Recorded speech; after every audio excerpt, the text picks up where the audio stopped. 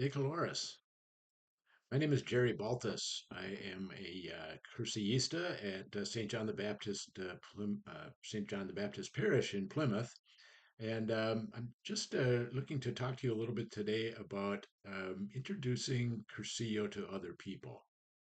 We all know that Christ is counting on us to bring others to Him, and I believe almost all of us want to share the gift of Cursillo with others. But, many of us have expressed fear and intimidation about this. Things like, I don't want to sound like a pushy salesperson. Or, what if they have a negative reaction to me? I don't want them to think badly of me or to think that I'm being odd for being a part of Cursillo. What do I even say to them? And I get it. The fear seems real, but I have to tell you, it is more emotional than real. Come to think of it, Satan might be the source of those fears. He's good at using fear to manipulate us, isn't he? Nonetheless, the intimidation is there. So, how do we deal with it? I just wanted to share a couple of thoughts with you in the hope that maybe a little education about this issue will help to give us all more confidence and even joy in reaching out to others about joining a Cursillo weekend. So this will be a very broad overview, but I'm hoping it will at least stoke some confidence or ideas on how you might best approach others about Cursillo. First of all, we should start with prayer. We've all been told this, but I know it's easy to forget and simply to plow into a conversation with someone. Or we end up not talking to others about Cursillo at all. I'm as guilty of this as much as anyone, and I keep reminding myself to pray first. Pray for those I may reach out to, and pray that I'll be able to convey a friendly and sincere message about Cursillo in a joyful way. Prayer needs to come first. Second, who would you like to reach out to? When I think about this question, it's not that one or two people come to mind, it's more like 20. So I've found it helpful to make a list. Writing down names makes it more intentional, and as we'll mention later, it will also help with follow up. Now, to get to the heart of the problem, what do we say and how do we say it so as to make Cursillo attractive and not turn them away? The idea here is not to make it about us, but to make it about them. Isn't that what a friend would do? So we don't want to start blathering all over them about Cursillo. It doesn't work to say, I love Cursillo, you should go. I found it to be this or that. It's a great group of Catholics, and I know you'd find it amazing. The response you'll likely get with that is something like, no thanks, I think I'm going to be busy that weekend. The better way to start is by making it more about them and asking questions. You might say, just as an example, I see you in church all the time, and I've been thinking about reaching out. What ministries are you involved in? Just to get the conversation started. Other opening or even follow up questions might be something like these examples. Have you ever attended a retreat? What did you think about it? Do you ever feel that there are aspects about our faith that we don't know very well? Have you ever heard about Cursillo? And if so, tell me what you know about it. Or do you sometimes feel, like I do, that we don't know our fellow parishioners very well? Or that it would be nice to have closer Catholic friends? These are just examples, but hopefully you notice that all these questions are about them. Have you ever heard? Do you ever feel like? What do you think?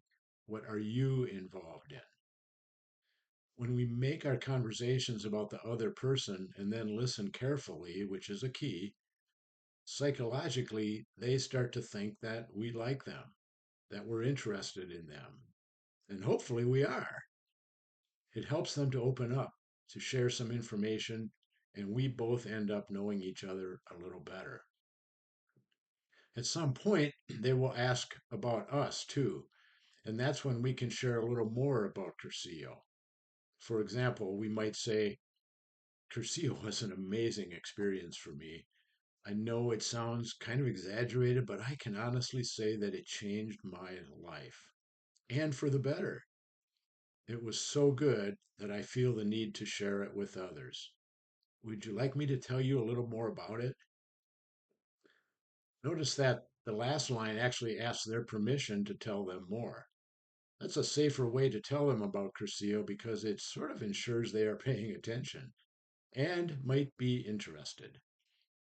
It'll be obvious if it makes sense to tell them more, or if it's better to be patient and be a friend by simply staying in touch over time.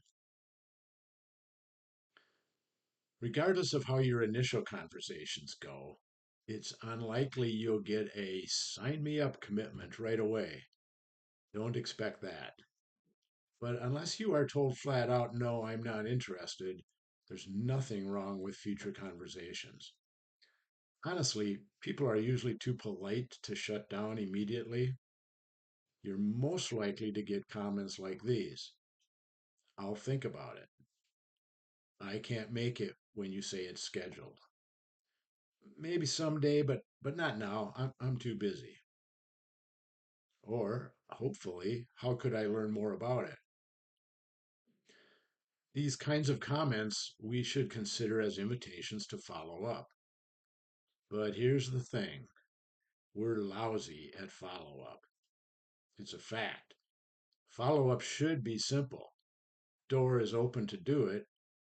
And if we're really trying to be a friend, that is what a friend would do. But once again, we let our doubts and fears sneak in, don't we? Well, I'm not sure they were really interested, or I don't want to be a pest. You know better than me what holds you back. So, what I recommend is a tiny bit of discipline. Remember, in the beginning, I said to make a list of potential candidates.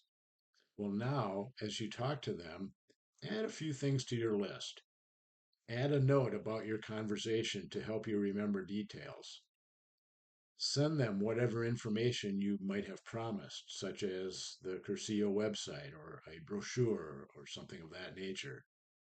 And somehow give yourself a specific time frame to reach out to them again. And then, of course, do it.